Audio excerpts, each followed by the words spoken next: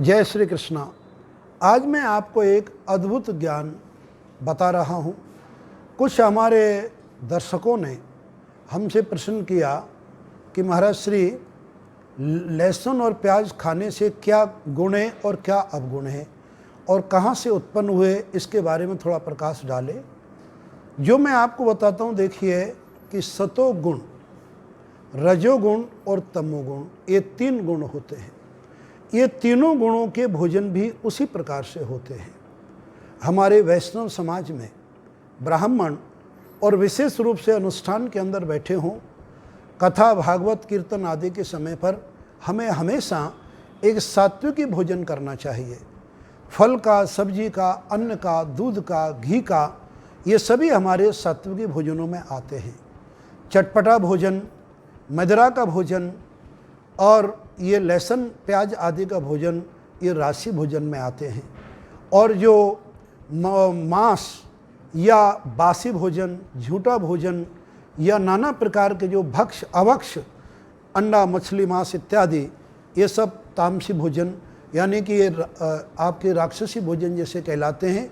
तो राजसी, तामसी और सात्विक, तीन प्रकार के भोजनों का वर्णन हमारे ग्रंथों में है। अब प्रश्न आता है लहसुन और प्याज के बारे में। लहसुन प्याज की उत्पत्ति कहाँ से हुई है, इसलिए मैं आपको वर्तमान परिप्रेक्ष्य के समय की बात आपको करने जा रहा हूँ।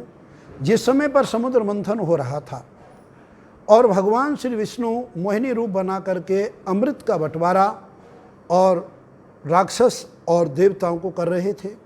उन्होंने राक्षसों को छल के और देवताओं को जो अमृत का बंटवारा कर रहे थे, मेरे प्रभु श्री नारायण भगवान श्री मोहिनी अवतार का जो ध्यान था वो तो था राक्षसों की तरफ, क्योंकि उन्हें सम्मोहित कर रखा था और भोजन परोस रहे, अमृत प्रदान कर रहे थे देवताओं को। राहु नामक जो राक्षस है, उसने देखा कि पूरा अमृत समाप्त होने वाला है, देवताओं की पंक्ति में बैठ के कुछ प्राप्त कर लो। मुझे लगता है, ऐसे मन में सोचा कि राक्षसों के साथ धोखा होने वाला है। तो तुरंत सूर्य की चंद्रमा के बीच में जाकर के राहु जी देवताओं का भेष बना करके बैठ गए। भगवान श्री हरि विष्णु मोहिनी अवतार में है, उन्हें ध्यान दिया नहीं। और जैसे उन्होंने अपना अंजलि बनाई, अंजलि में उन्होंने अमृत डाल दिया, 2 बूंद गले के अंदर उतरी तो सूर्य चंद्रमा दोनों ने चिल्ला चिल्ला कहा, महाराज ये राक्षस है, आप पहचानो। भगवान विष्णु ने अपना असली रूप धारण करके सुदर्शन चक्र के द्वारा उनकी गर्दन काट दी, किंतु अमृत तब तक उनके शरीर के अंदर प्रवेश कर चुका था।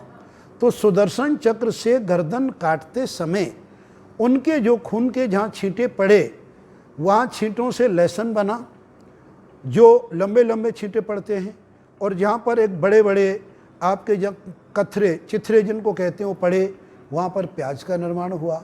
यद्यपि उससे कुछ और भी बेशैली और अमृतमयी औषधि भी बनी है, उनका जिक्र बाद में करेंगे।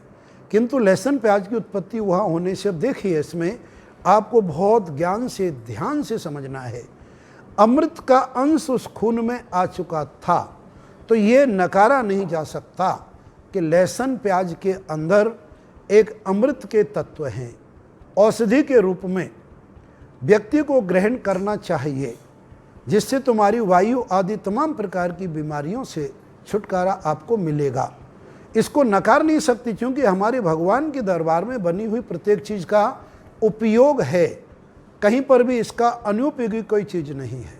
हाँ, इतना मैं ज़रूर कहूँगा कि जब आप कोई धार्मिक अनुष्ठान में हैं, एकादशी है, पूर्णमासी है, अच्छा कोई पर्व है, उस समय पर तुम ये तामसी आहार से, लहसुन प्याज के भोजन से बचें।